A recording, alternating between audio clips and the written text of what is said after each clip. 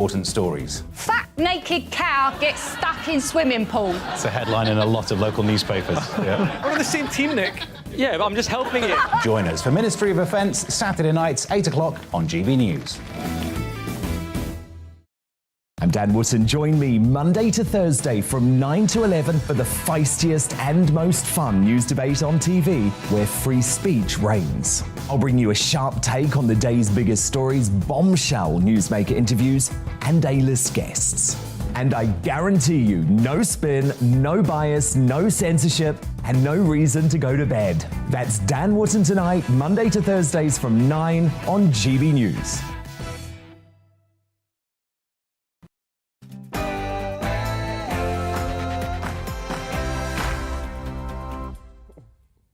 Good evening. Welcome to this special summertime edition of Headliners. I'm Simon Evans. Very shortly, my comedy cohort and I will be going through tomorrow morning's newspapers to see what they have in store for us. But in the meantime, here's Polly with the news headlines.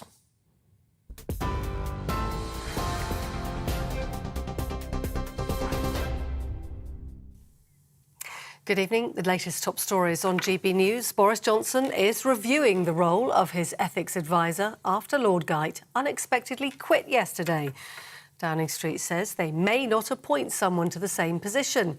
In his resignation letter, Lord Geidt says he was placed in an impossible and odious position after the Prime Minister allegedly risked breaching the ministerial code.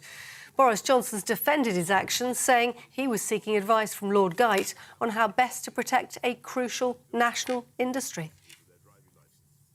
Well, also in the news, the interest rate has been set at its highest level in 13 years as the Bank of England tries to control soaring inflation. The bank set the rate at 1.25% today. That's up from 1%. Last month, the central bank warned inflation could peak above 10% in the autumn, putting additional pressure on household budgets. A summit to make plans on how to build back better in Ukraine once the war is over is being held in London tomorrow. Ukrainian delegates will meet with British businesses and the International Trade Secretary, Anne-Marie Trevelyan, and they'll sign an agreement confirming UK support for future construction in the country. Experts in infrastructure will explore ways to get Ukrainian sanitation, power and transport networks back on track. British Gymnastics put profit ahead of child welfare, according to a report into safeguarding failures into the sport. The White Review accuses the governing body of enabling a systemic, toxic culture from junior to elite level. The head of British Gymnastics has apologised and promised to strengthen safeguarding where needed. The Transport Secretary is warning next week's rail strikes will endanger the jobs of thousands of workers. Grant Shapps says the walkout is an incredible act of self-harm and is urging rail workers to reconsider their position. RMT union boss Mick Lynch says his members still hope an agreement can be reached. We want a settlement and Grant Shapps holds the key to that. He has decided to cut funding both on London Underground and the National Railway Network by up to £4 billion. And he wants our members to bear the brunt of that. Thousands of jobs are under threat. He's saying he's threatening more jobs, but they're already under threat. They want mass redundancies. They want to slash our conditions. And most of our members haven't had a pay rise for 2 or 3 years. And tougher fines are in store for companies that make nuisance calls and texts under new post-Brexit data laws being proposed by the government. Under the plans, firms that break the rules could be fined 4% of their global turnover or £17.5 million, whichever is more. The data reform bill will also reduce pop-up cookie alerts on websites by creating opt-in or opt-out settings on computers. The government also wants to cut back on data red tape for smaller businesses. That's it. You're up to date on TV, online and on your radio via DAB+. You are with GB News tonight, where now it's time for Headliners.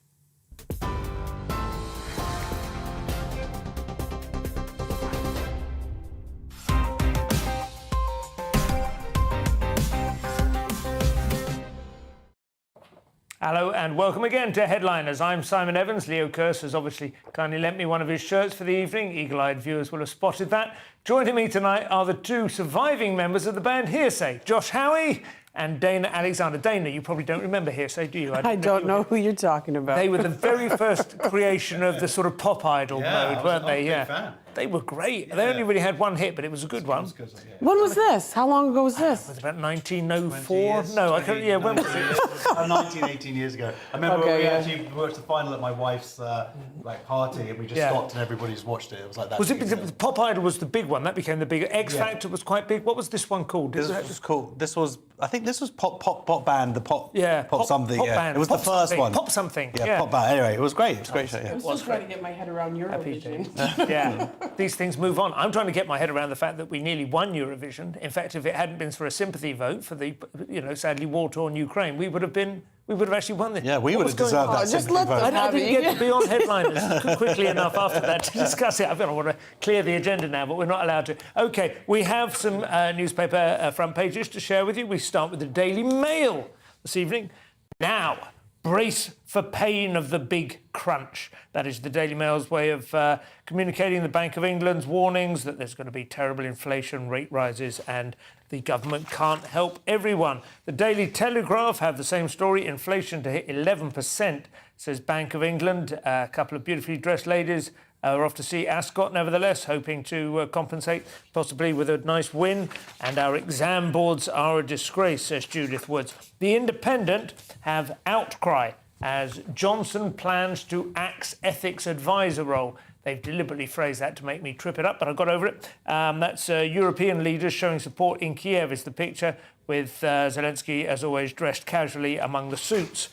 We have The Guardian, who have Johnson may scrap role of ethics advisor altogether after Geit's resignation. To be honest, if they keep resigning at this rate, there's not much point in having it. And there's a photograph there of Dom Phillips, the journalist who died trying to warn the world about the war on nature. Very sad story. The Daily Mirror has Maxwell let me out in 2 years, says deluded socialite, and some Royal Ascot tips from them as well. The Daily Express shock as food prices soar 15%. 15%, they're going far above the 11% that we've seen elsewhere. There is obviously something of an inflation war going on between the headlines. Also, Kate's mission to keep kids safe. Of all the people in Great Britain, she probably has the most funds dedicated to that purpose. The Metro has 11%, hell is on the way. And a photograph of Beyoncé back in British Vogue, indicating the financial restraints being put on us by wearing an enormous gold collar. Finally, the Daily Star, 6 pints of water and a packet of crisps, please. Weather boffins don't drink too much booze on hottest day of the year. Too late now. OK, those are the front pages. Let's have a look at what's inside.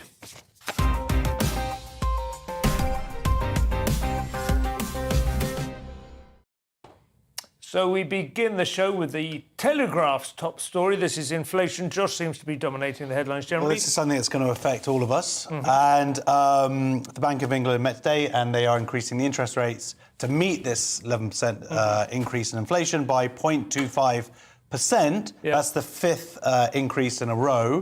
But that isn't as much or as aggressive as in America, where they've gone for 0.75%.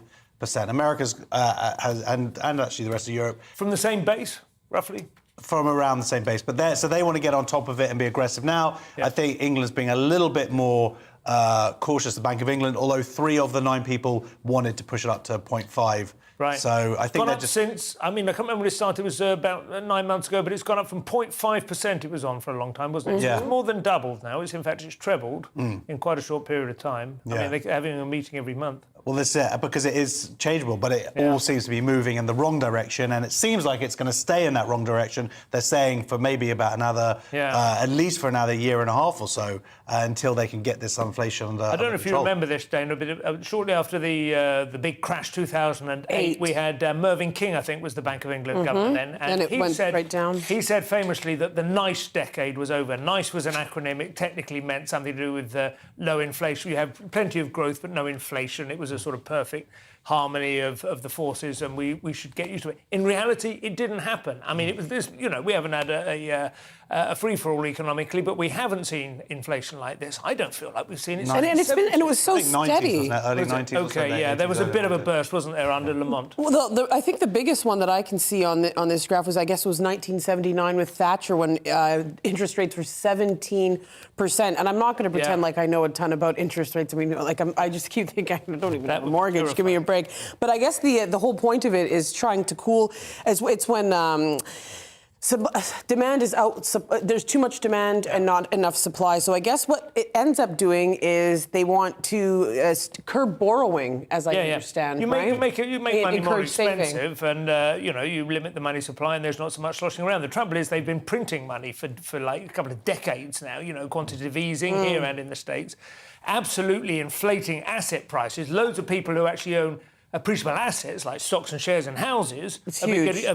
The inflation has gone in there. That hasn't appeared in the inflation index, the numbers you see. So they say, inflation's at about 1.3%, ignoring the fact that houses are going up, ignoring the fact that the stock market is surging, and ignoring the fact that wealthy people are actually benefiting from that. I can't say that I'm terribly surprised by any of this, maybe because I'm a little bit of a doomsy sort of person, but after 2016, I was just like, don't spend anything, girl. It's all going downhill. And I stuck to it because... Put it in Bitcoin. But you know what? Well, didn't that just tank? But I mean, I'm actually surprised that it took 6 years to happen. It felt like we ran off the cliff a long time ago, didn't we? Bugs Bunny style. On to Friday's Telegraph and the rather unpleasant underbelly of UK gymnastics, Dana. Oh, what a horrible story. Just another one, right? This is another... So GB's and relentless pursuit of Olympic medals has exposed gymnasts to terror, intimidation, and sexual abuse. So a 306-page, $3 million or £3 million inquiry, Anne White QC outlines in harrowing detail how gymnasts as young as 7 were subjected to terror, intimidation, and in some cases, sexual abuse. Now, can we just... It says GBs there. Are they talking about Team GB as in the organisation put together in order to win the Olympic medals? In charge of the athletics. It must be like a culture that is spread out. It's across about 100 clubs. Yeah, right. Saying, but including some of the leading coaches. Yeah. So it's not good. And then it raises this sort of cash for medals accusation. How much would they win for a medal? Well, it's more... No, it's just that they're spending... I mean, it would change their lives to win a medal. A friend of mine... But it's spending that money because they were so desperate, certainly with it when we hosted the Olympics, to win those medals. And they put all that... Wasn't it? Yeah, absolutely. And they put a lot of funding into it, and there was a lot of pressure. People always thought that was the thing. They always went like, lottery has created lots of money. We just put that in one end, and world-beating athletes come out the other end, and you don't actually sort of investigate what's in the middle, Yeah. But, of course, the trouble with gymnastics, all the others, I mean, like, they're grown people, they're grown men and women. They can decide for themselves whether they want to put up with it. But with gymnastics, it's always... There was a report of a child, I think, as young as, I think it was about 7 or 8, that they kept on a balance beam for 2 hours straight. Wow. There are reports of girls being stretched so far, to get that flexibility and forcing it. I mean, we're talking about kids' bodies, right? We see what happens with any athlete, of any age, but to do this at such a young age,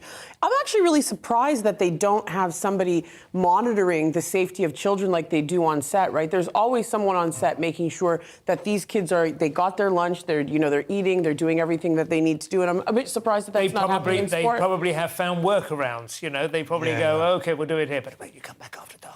That's what will really bend you into shape, because if you want to beat the best, if you want to beat the Chinese, you want to beat the Russians, you want to beat, as it traditionally used to be, the East Germans. Would that even be abuse in China? That's I don't see Russia making one of these reports. Gymnastics, very like smoking. You've got to get them young.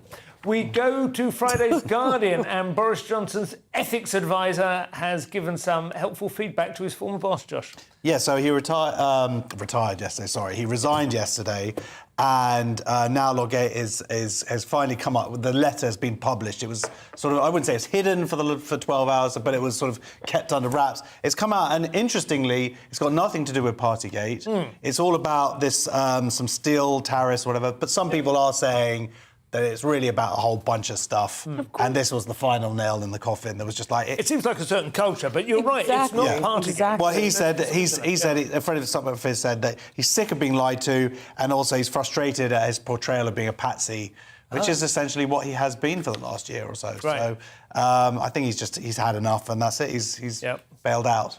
But it's quite a complex story, isn't it? And I won't expect you to try and explain it because it's quite dull as well. But it was quite surprising when I read into it. There's nothing I'd heard about at all before. No, I hadn't heard about any of this stuff. The steel tariff, basically, they wanted, Boris Johnson saw if they were able to break World Trade Organization rules. Yeah. And the fact that he was asking him to himself break the ministerial code and how we can get around that for him was, this, like I said, this final straw. It reminds me of that, the guy from China who got out of Enron before all of them got arrested and started killing themselves, right? Like, it's like the train is heading for the wall, and he's like, let me just get off and see if I can get another job. It's always the moment in the Scorsese film when Layla starts playing, the piano section from Layla, and people start stacking holdalls full of cash into the estate car. And oh, hell yeah. Out, you know. But it's like, when is he going to stop? No one has stopped him. He's going to keep it going. And doesn't he want to axe the job now?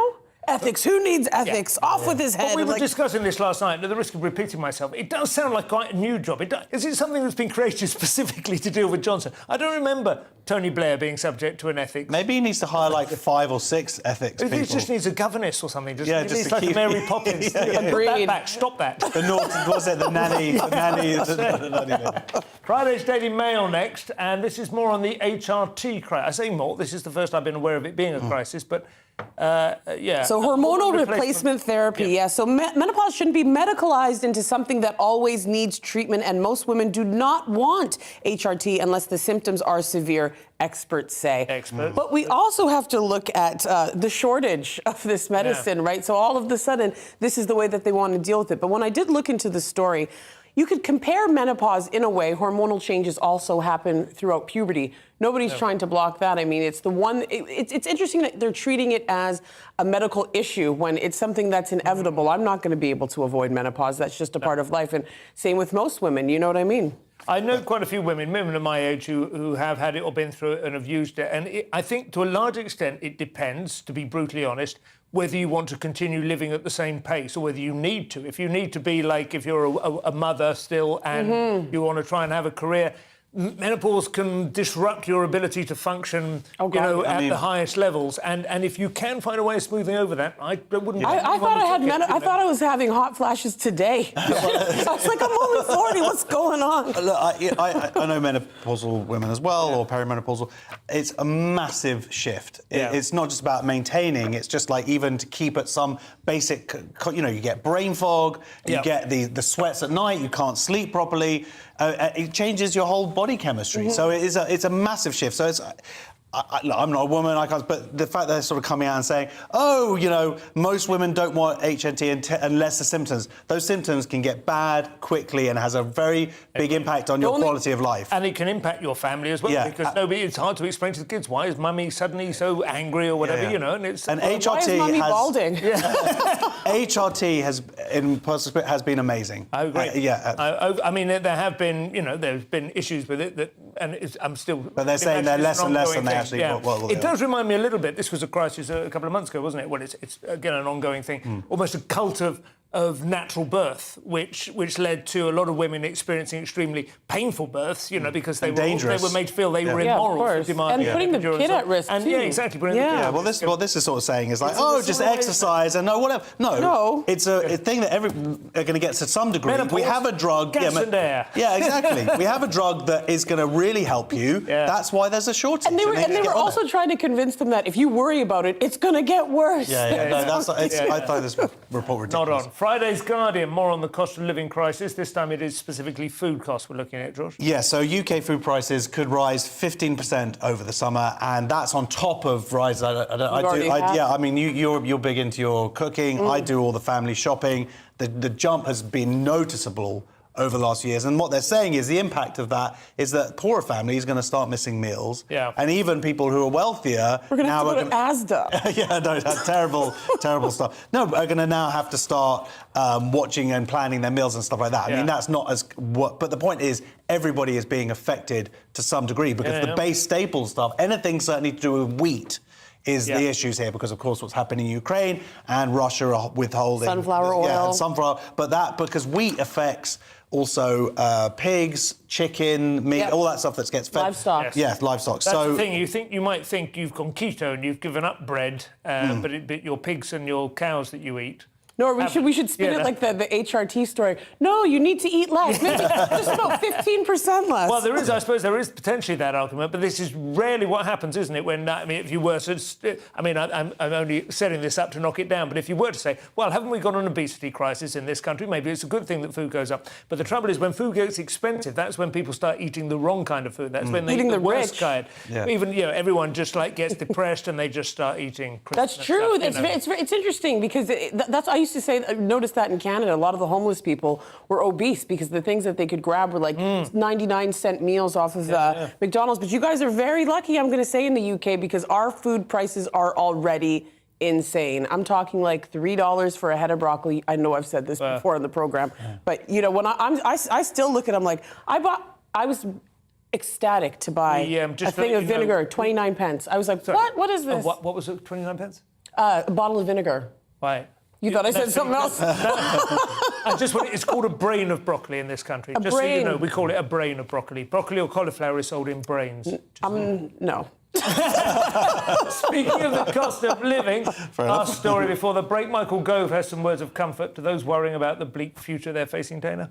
Well, Britain must accept that there will be pain to come and that the government cannot help everyone vote Labour. Are you surprised? That's fundamentally true, isn't it? You can't rob every Peter to pay every Paul. It's a question of... Well, I think what we really need to think about is the people who are most vulnerable, right? I think the 15%, yes, of course, that's going to hit everyone, but, we can afford it. For me, it's going to be, we'll go to Asda and maybe not do so many Deliveroos, But for other people, it's going to be a serious concern. Do you do those a lot, Deliveroo? God. Deliveroo. Do you know what? Uber Eats, remember when after the first lockdown when they actually gave you, they told you how much you ordered? Yeah, I almost terrifying. Fainted. Yeah. The thing that I find weird about it is our kids really regard that as a treat now. And it's one of those treats. I don't mind if it's a treat, and I think, that is a treat. But they think it's a treat, and financially it amounts to a treat, and then it arrives and it's tepid and the chips have gone cold. Agreed. It's just a bad system, isn't it? I don't think anything to avoid cooking. I do all the cooking as well. Even just wandering down to the local takeaway, I think it's terrible, absolutely despicable. That's it for part one. Coming up in the second part, the Pope offers some advice to the Tinder generation. That should be interesting. The rise and fall of Scottish eunuchs. Not rising very far, I would imagine. And a man pokes holes in walls and a very popular Victorian bridge. See you shortly.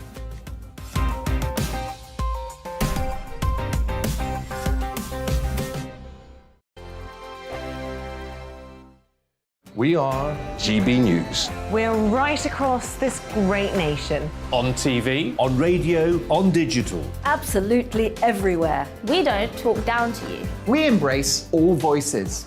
With honest and civilised conversation. We're not part of the establishment. We're one of you. And we're only getting started. Join us on GB News, the People's Channel. Britain's news channel.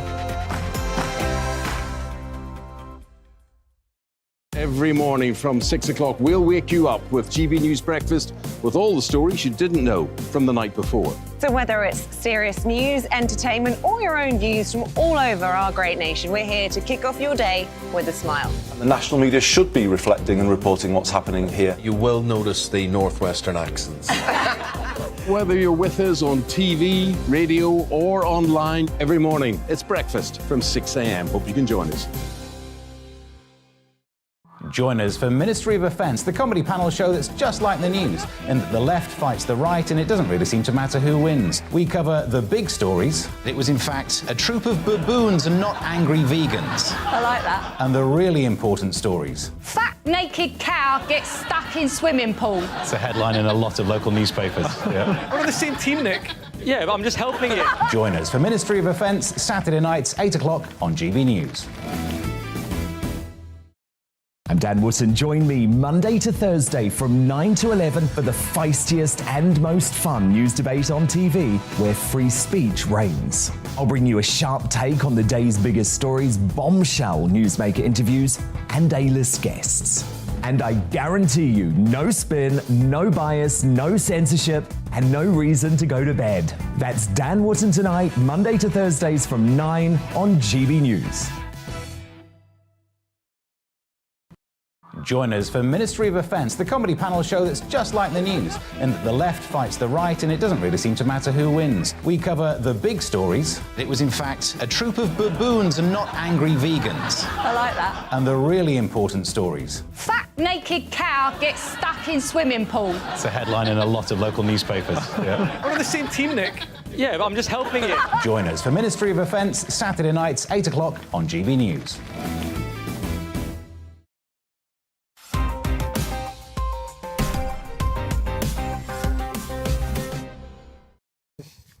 Welcome back to Headliners with me, Simon Evans, Josh Howie and Dana Alexander. So Friday's Telegraph now. The Pope has offered up some sage advice to the chlamydia-ridden youth of today, Josh. Yes, so essentially don't have sex. That's what they're saying. They're not talking about priests. Anyway. Yeah, it's a bit rich, the U2 movement. So the Vatican is urging young couples, this is in the Telegraph, to abstain from sex before they're married. But he's getting a lot of criticism from theologians, who are basically saying, look, we need to update ourselves. People are living together before they're married. This is how the world works nowadays. Yeah, can't afford to go out. Is that what theologians are saying? That's what I know. Yeah, Father Alberto Maggi. He says documents like this are a step backwards. Right. So it's quite. There's obviously a bit of a schism, and they're trying to update. But then at the same time, other people are saying, look, we know this is out of step, but that's kind of the point. And it's good for people to get to know each other before. But I don't agree with that. Like this person say, taking time to get to know each other before leaving to bed might avoid the incredibly high divorce rates. I don't think that is what's causing divorce rates. I think the problem's coming later on, people sticking at stuff when things get a little bit tough. Well, it's interesting. I mean, there are statistics that support one view or the other, but of course, it's quite easy to find statistics that support your point. I think it's a great thing. I think now incels finally have somewhere to go and have a purpose in their life. That was always the point of being a priest, wasn't it? Totally. But I remember even being a kid, my dad was quite religious, and he, drilled that into our heads. And I remember asking my mom, saying, "Did you have sex with Dad before you were married?" She's like, "Of course. You don't buy a car if you don't test drive it." And she told me this when I was like 9 or 11 or something. But there is she's gay now. I don't think it would sort of weigh against all the other evidence and considerations. But there is definite research to suggest that if you have a number of sexual partners before you get married, then after the first flush, the first flame or whatever of romance dies, let's say 3 years into the relationship, and you become a little bit bored with the sex, you're more inclined to think that is the point at which the relationship has run its course.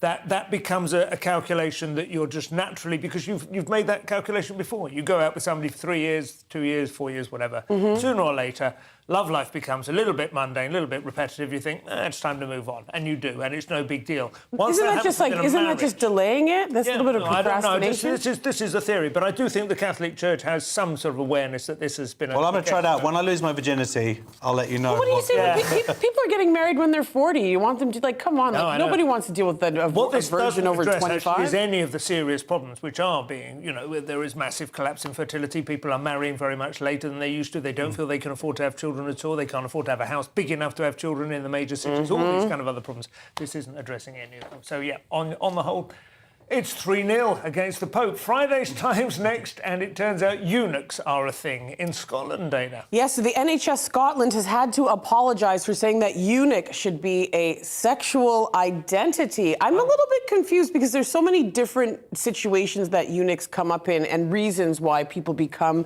eunuchs. I don't know how that's a sexual identity. And also, too... I think most of them are bad, aren't they? I mean, I don't want to be harsh, but most of them are bad, aren't they? It's like either not a good disease thing. or an accident. I mean, there might be 1 or 2 people doing it as a sultans back in the day with if you were around women in the harem or whatever. Conceivably, it could be a kink, I suppose. I mean, I don't think that's so, the word here. It is a kink. Is it? And the fact that the NHS have put it on its website, then sorry, I don't want to interrupt the story, but then it went through to this page which is dedicated to it, and there are threads on. This is all through the NHS then talking about how giving instructions for self-castration by injection, all this. There are 2,000 posts about how to do.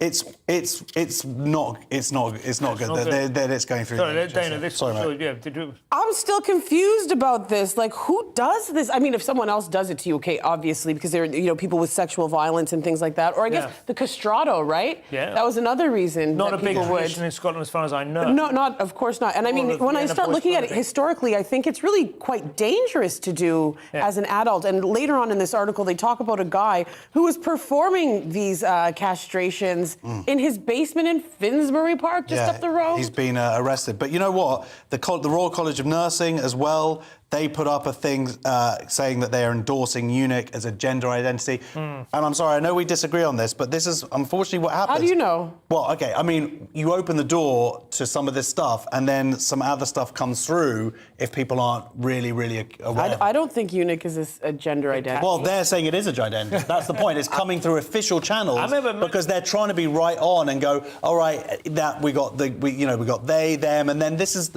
the other stuff that comes through. There is kink out there that is embodied within it, and they're not. 20 years ago, there was it may have been even longer. I do remember though very clearly. There were an organisation, a society of men who mutually agreed with one another. They would get together and drive nails through one another's genitalia of an evening, and it ended up in court as to whether or not this was whether you were allowed to do it among the only time I think adults. The only time I think that, in my opinion, and this is going to sound crazy and probably the only right-wing thing you'll ever hear me say, is with, I'm sure you've heard of the group, the virtuous pedophiles, right? They know that they have an natural attraction towards children, right? Yeah. I mean, if they're, they've abstained, I mean, would you be against castrating somebody so that they could protect a child? Yeah. I don't know. Yeah, but these people obviously have mental health issues. I mean, There's many different I know you're talking about different people things. become a eunuch, but we had our dog chemically castrated this week because we weren't sure whether it would be good for him. He's 4 years of age. He's not aggressive, and he doesn't even try and mount other dogs in the park. But when a dog is intact, as they euphemistically call it, they give off a sort of aroma. Their pheromones are quite powerful, and that in itself provokes aggression in other dogs. So he quite often gets attacked.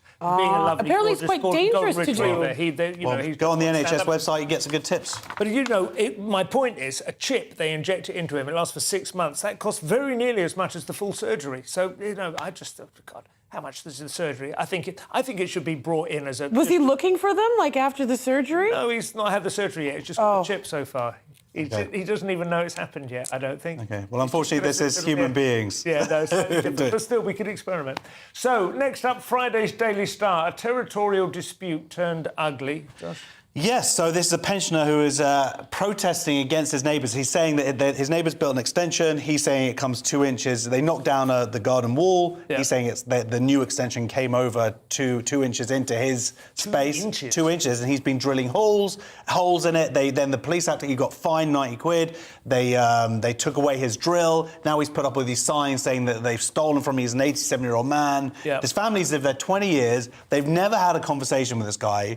He sounds like he's been holding a lot of stuff in for a long time. Yeah. He's going on about some cabinets they put up however long ago, and it sounds pretty sad. It sounds like he's as you say, he's been dealing with some issues. Well, I believe his wife died a few years ago, and this and that. Poor guy, because 2 inches is, I mean, objectively speaking, it's an insane. But that's what he's saying. Whether that's actually true or not. He's lonely. Yeah. Set him up with a friend, not one that you like, though. You know what I mean? Yeah. Well. I don't know. But obviously, it's not pleasant for the family. It would be nice if everyone could just get along in a situation like this. But I know people on our street actually who've fallen out over extensions that weren't authorised, or they say, I mean, it's usually more than 2 inches. It's like this block the sun out, or just change the sort of vibe in the back garden. Oh God, yeah. People can get very, upset. Or people in Chelsea building underground pools and things in the construction. That was a huge documentary. Comedians of my acquaintance, yes.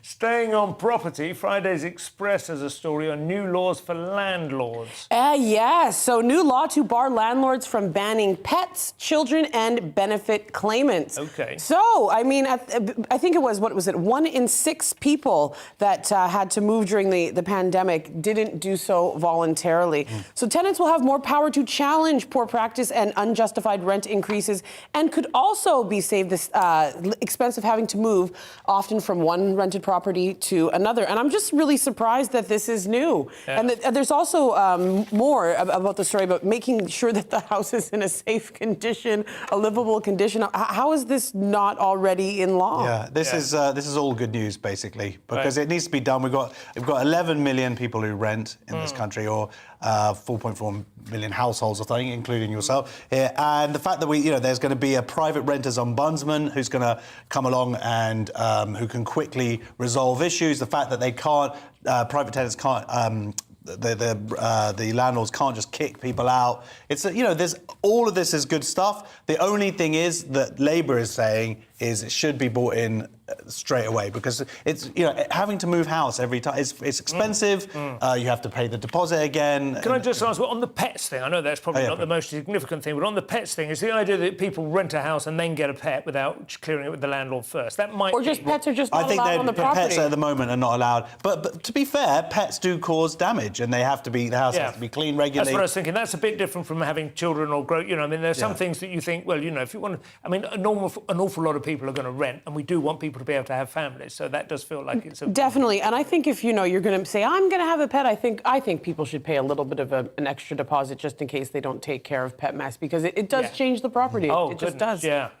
It's always the worst kind. And also, this is also going to help get rid of antisocial tenants as well, on the other flip side of the coin. So this all sounds like, as you say, it's kind of amazing that stuff hasn't been put in place before. Yeah. And this country is so about owning property and having your own home, buying your own home. I don't know. We've changed in I suppose it's 20 years or something like that. The buy-to-let thing has been enormous. I mean, it probably does vary. I think London is probably a lot more of it than elsewhere. I don't know, but it's a huge new influence. The private buy-to-let landlord.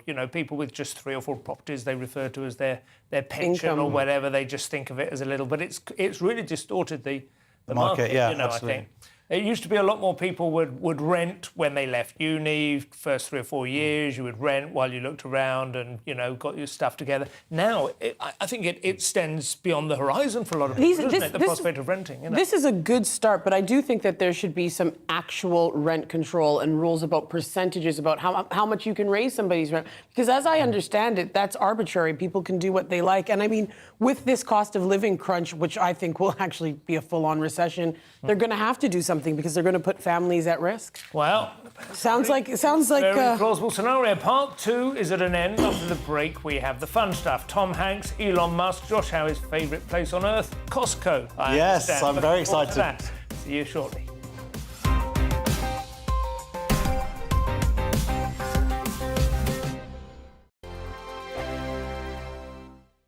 We are GB News. We're right across this great nation. On TV, on radio, on digital. Absolutely everywhere. We don't talk down to you. We embrace all voices. With honest and civilised conversation. We're not part of the establishment. We're one of you. And we're only getting started. Join us on GB News, The People's Channel. Britain's news channel. Every morning from 6 o'clock, we'll wake you up with GB News Breakfast with all the stories you didn't know from the night before. So whether it's serious news, entertainment, or your own views from all over our great nation, we're here to kick off your day with a smile. And the national media should be reflecting and reporting what's happening here. You will notice the northwestern accents. Whether you're with us on TV, radio, or online, every morning, it's breakfast from 6 a.m. Hope you can join us.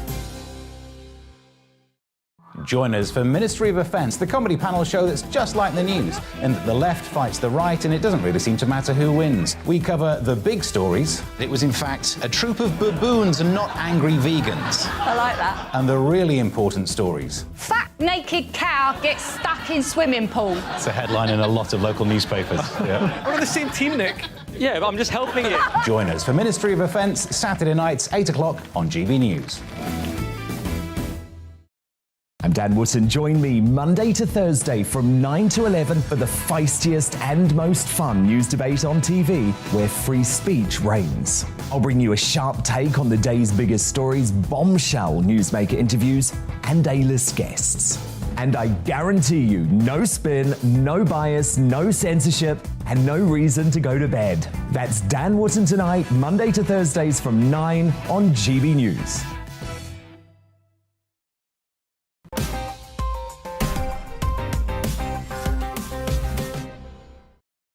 Welcome back to Headliners with me, Simon Evans, Josh Howie and Dana Alexander. So our next story, Friday's Mirror, it seems acting is not what it used to be, Dana. No, Tom Hanks said he would not take his Oscar-winning role in Philadelphia if he was offered that today. To quote him, he said, "Let's address this. Could a straight man do what I did in Philadelphia? Now, no, and rightly so." But that's a bit contradictory in itself, because if you've been offered the role, you could say yes, right? But I think we gotta...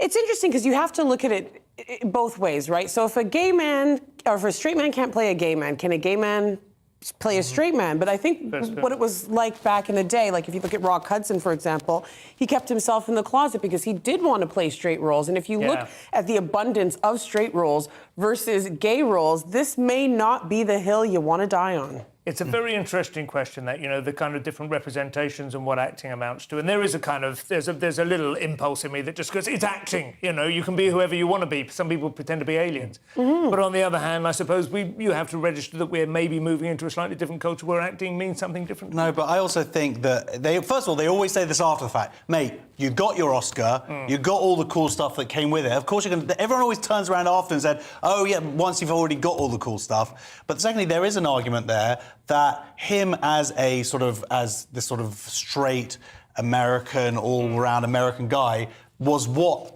made that film powerful. And made it and brought the awareness, and relatable and stuff like that. We're like, oh wow, if the guy next door, he's got AIDS. You're quite right, because I think there are people who are discriminatory, and even just a gay man in that role would tend to switch off. But also, too, what I think is he has star power. If Tom Hanks is in a movie, he's going to get more eyes to the film.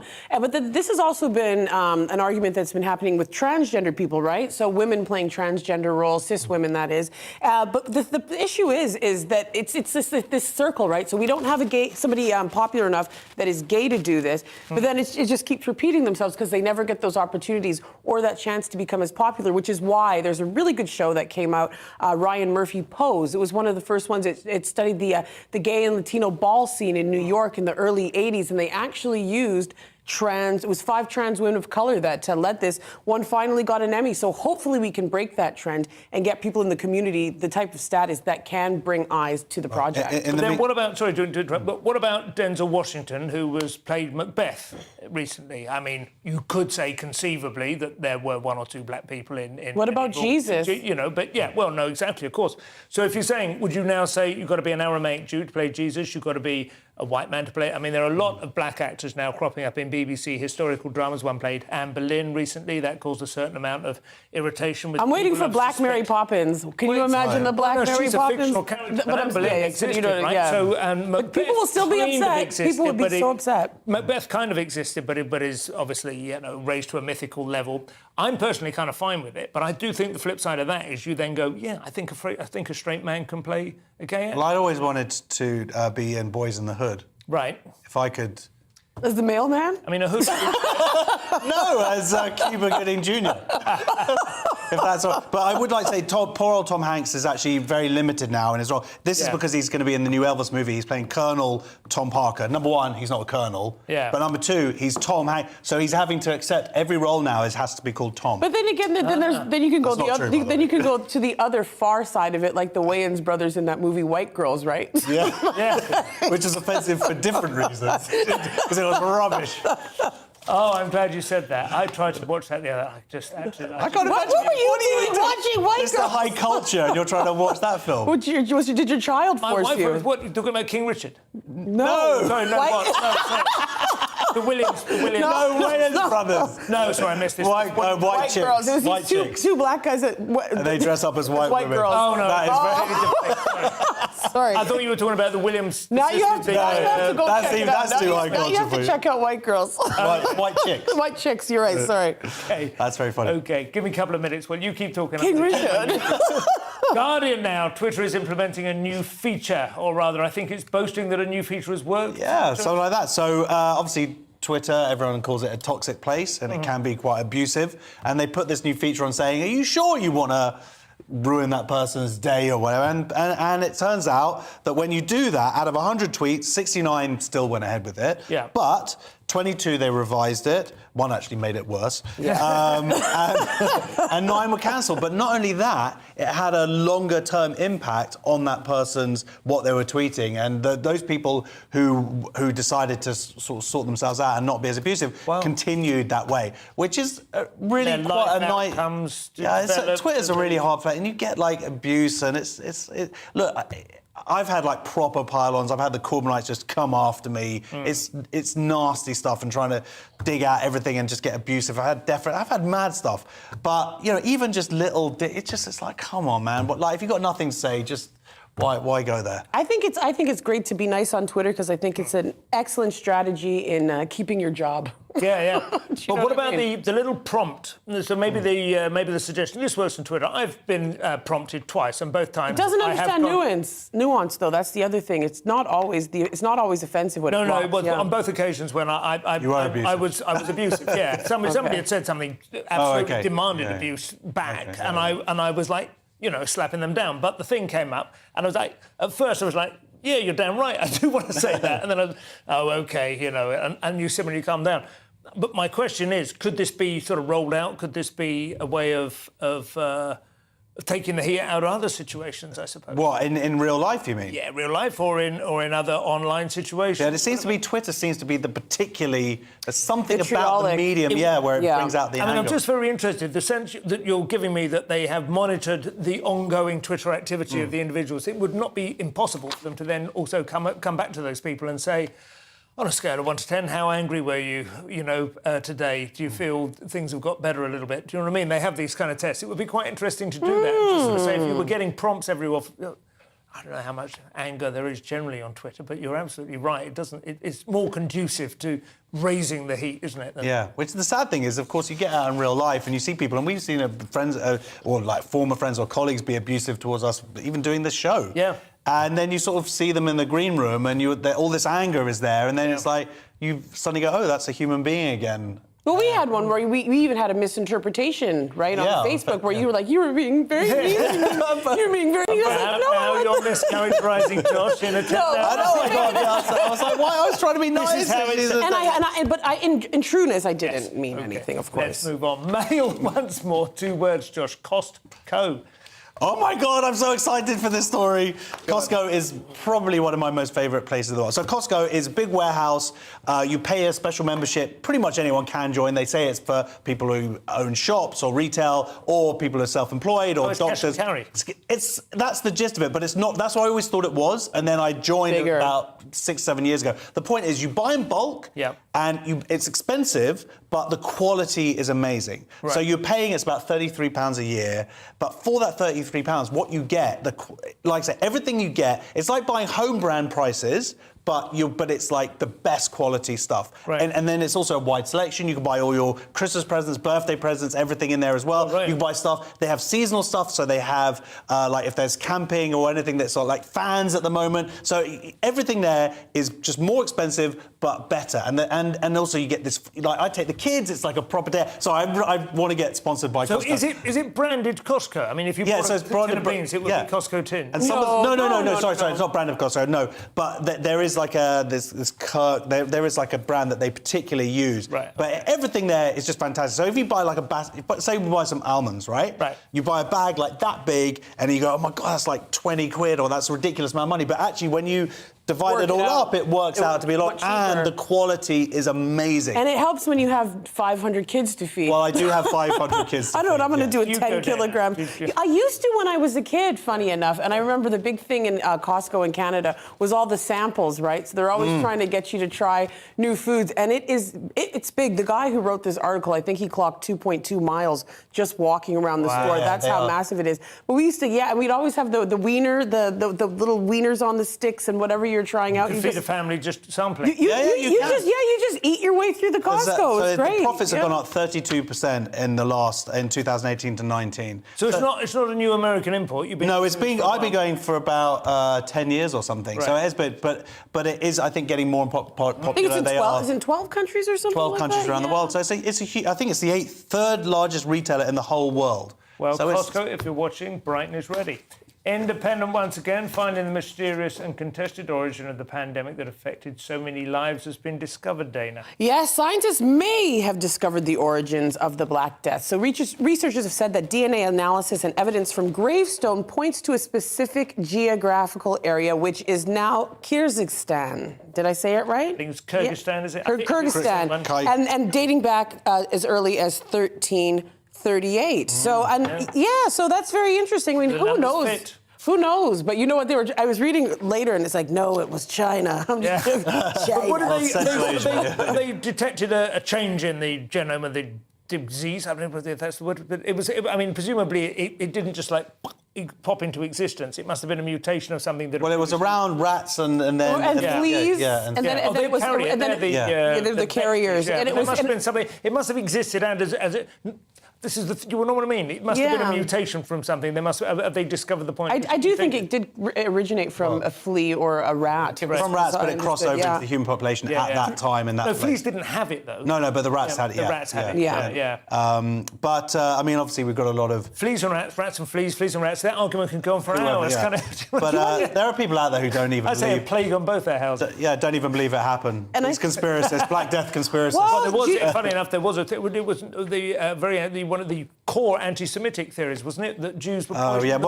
Because Jews travelled or were kicked out of places or whatever. Yeah. But no, it wasn't Jews, came from Central Asia. Central Asia. 200 million people died from this, and I thought this was very interesting. The first wave further extended into a 500-year-long pandemic. COVID going to last that long? It changed the whole structure of European society. So many people died that it improved the lot of the poor because they now had jobs. There were jobs. 60% of population. I mean, died. It's huge numbers. Extraordinary. And I think that's why people had such a strong reaction with COVID, because you look at the history of infectious diseases, it wasn't pretty.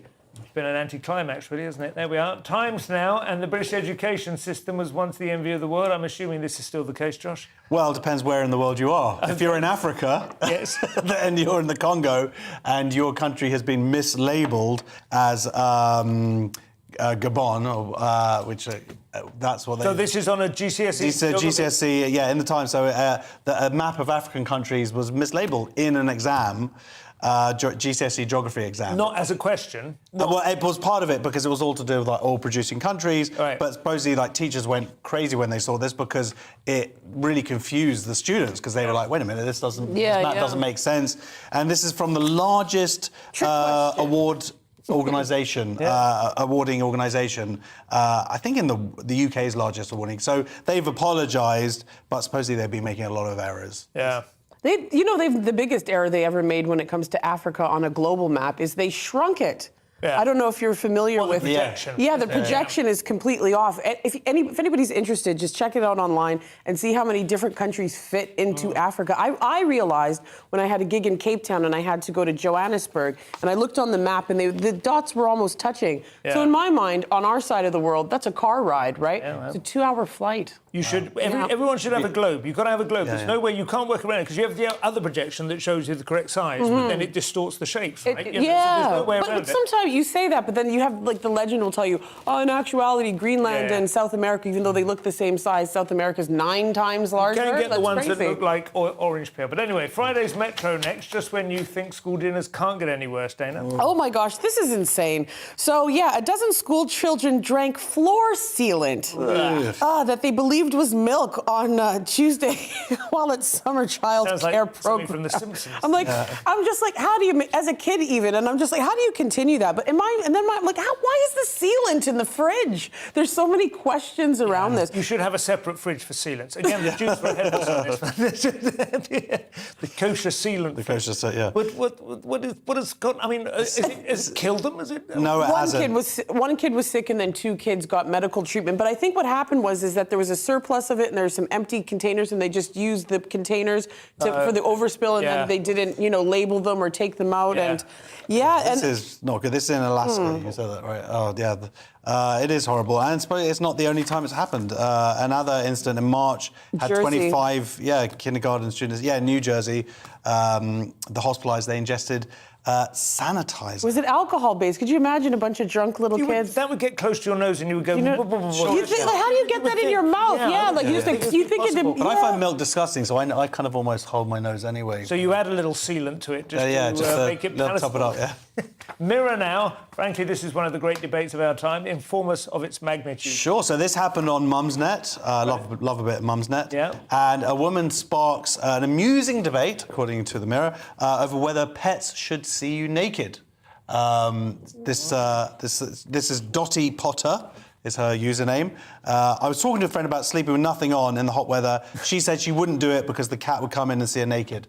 Yeah. And you know what? I think in some cases, if it was me, I'd be more worried about what the cat wants to see. But you know what? You say that, but I do something even weirder. Okay, so you know when you're like in Edinburgh, right? And you have like all the comics posters, on the inside of the toilet as you're sitting down, and you know the person. I cover their eyes. It really bothers me. Like I know it's just a poster, but I'm like, I can't do this. Is that the stand-up equivalent of Equus? Do you know that play that the boy blinds all the horses because he's a stable boy and he has sex in the stable and then he goes. I want to see your bookshelf, Simon. Oh, no, it's a big play read by the same guy who did Amadeus, I think. Okay. But someone, one of the users says it's an act of animal cruelty to see you naked. Obviously, that depends on how out of shape you are. Was that the one with Salieri going crazy? Yeah. I mean, there's a slightly more. I think other people have spoken about.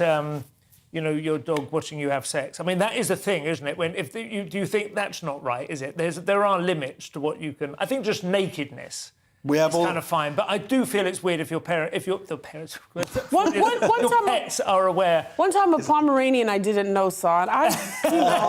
Is that why you neutered your dog? Well, the full story's coming out now. An awful lot of testosterone in that house. There can be only one. This last one is about the internet and beavers, Dana. Oh, Canada! Canadians lost internet for about 8 hours because of a beaver, eh? So I guess this isn't the first time this happens. There's all kinds of wild animals in Canada, I'll tell you this. So so basically they lost internet because a little beaver chewed through one of the, and it's not the first time that it's happened. It doesn't happen often. Well, they only have one major cable throughout the whole of Canada, is that how in northern BC, I think is quite rural, so they don't have, and I mean, they found it within, 8 hours. Oh, we found it. There it is, right over there. But no, there's all kinds of interesting stories about wildlife doing wild stuff in Canada. I remember when I lived in Vancouver, there's a whole story about Luna, the whale, who was like swimming next to people's houseboats and messing them up. Sadly, she ended up in a ship propeller. She's no longer with us. But there's all moose, of course. You can't underestimate the moose. The amount of stories I've heard of comics hitting moose and all kinds of things, like on the road. The moose is vast, isn't it? People have no idea how. You know the worst worst part, an elephant. The worst part about it is if you hit a moose, is you hope it dies, because if it doesn't. I heard a story of 2 guys, they had to finish the job and they had a shovel in the back and they literally winded them like 20 strikes. They had to beat it to death. They had to beat it to death, now, the moose skin. So, Okay, Canada. Folks, that's all we have time for. Thank you very much to our Canadian correspondent, Dana. Alrighty. I have been Simon Evans. We move into the weekend. Tomorrow night, Mark Dolan will be here. It's been a pleasure. Thank you very much. Good night.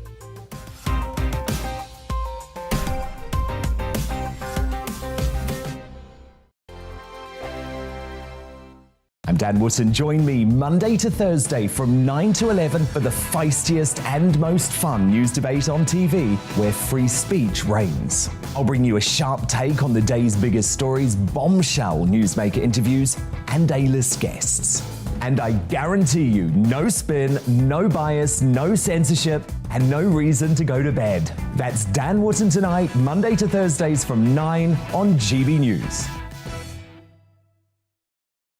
My name's Tom Harwood, and every weekday we bring you The Briefing live from 9:30 a.m. The stories, analysis, and live debate that you need to hear. Quite right, Tom, of course. Was this something that had been considered at all? Difficult to answer. Gas-guzzling helicopters circling. Noise is being made here. Joe Biden walking out. Thank you very much for joining us. Don't miss it. The Briefing with me, Tom Harwood, Monday to Friday, 9:30 a.m. on GB News. We are GB News. We're right across this great nation. On TV, on radio, on digital. Absolutely everywhere. We don't talk down to you. We embrace all voices. With honest and civilised conversation. We're not part of the establishment. We're one of you. And we're only getting started. Join us on GB News, The People's Channel. Britain's news channel. Every morning from 6 o'clock, we'll wake you up with GB News Breakfast with all the stories you didn't know from the night before. So whether it's serious news, entertainment, or your own views from all over our great nation, we're here to kick off your day with a smile. The national media should be reflecting and reporting what's happening here. You will notice the northwestern accents. Whether you're with us on TV, radio, or online, every morning, it's breakfast from 6 a.m. Hope you can join us. Join us for Ministry of Defence, the comedy panel show that's just like the news, in that the left fights the right and it doesn't really seem to matter who wins. We cover the big stories. It was in fact a troop of baboons and not angry vegans. I like that. And the really important stories. Fat naked cow gets stuck in swimming pool. It's a headline in a lot of local newspapers. Yeah. We're on the same team, Nick. Yeah, but I'm just helping it. Join us for Ministry of Defence, Saturday nights, 8 o'clock on GB News. I'm Dan Wootton. Join me Monday to Thursday from 9 to 11 for the feistiest and most fun news debate on TV, where free speech reigns. I'll bring you a sharp take on the day's biggest stories, bombshell newsmaker interviews, and A-list guests.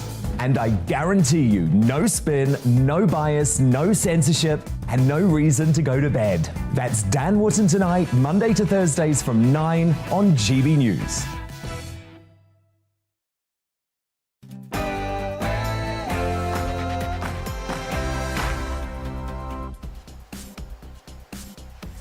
Tonight on Farage, 50,000 people have now crossed the English Channel in small dinghies. All this after a Brexit vote and a thumping Tory majority. I'm asking the question tonight, have we taken back control? I'll be joined by the former head of UK Border Force, a prominent QC and specialist in EU law. I'll be joined by GB News' own Liam Halligan to talk about the interest rate rises, what it means for you at home. And joining me on Talking Pints, Justin Hughes, the former leader of the Red Arrows turned entrepreneur and investor in cryptocurrencies. We're in for a wild ride. All of that after the news.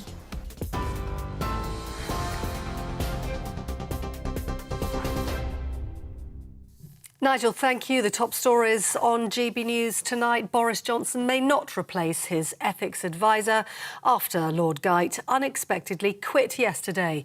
Number 10 saying the Prime Minister's now carefully reviewing the role. In his resignation letter, Lord Geidt said he was placed in an impossible and odious position over a plan to risk breaking the ministerial code. He described it as an affront, saying he could have no part in it. The other main story today, the interest rate is at its highest level in 13 years. The Bank of England set the rate to 1.25%. That's up from 1%. It's the fifth consecutive hike as the Bank of England tries to reduce inflation. Last month, the central bank warned it could peak above 10% in the autumn, putting additional pressure on household budgets. The head of British Gymnastics has apologised after a damning report found systemic failures in the sport from junior level to elite.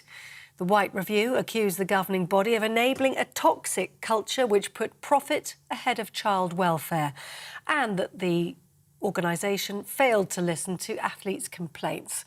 British Gymnastics said it'll be difficult to restore trust, but it's working to strengthen safeguarding where it's needed.